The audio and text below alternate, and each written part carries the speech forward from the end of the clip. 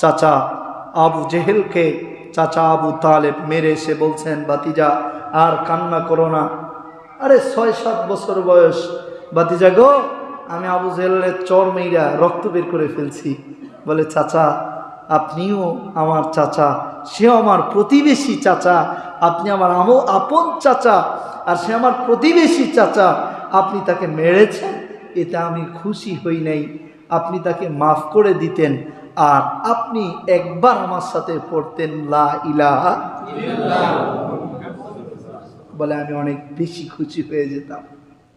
এই জন্য ক্ষমা করতে হবে, মানুষ তো ভুল হতে পারে।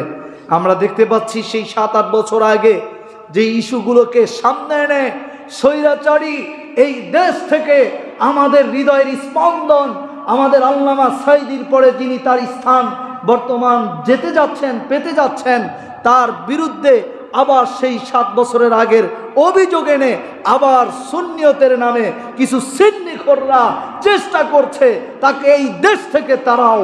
কারণ তিনি যদি এইভাবে মাহফিল করে তাহলে মাজারের নামে যে ভণ্ডামি হয় এইটা বন্ধ হয়ে যাবে, আমাদের পেটের খাবার বন্ধ হয়ে যাবে।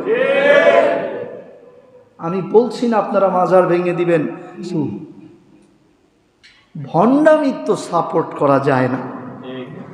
বলেন বলেন বলেন, আপনারা গাজার নামে সিদ্ধি খাওয়াকে সাপোর্ট করবেন?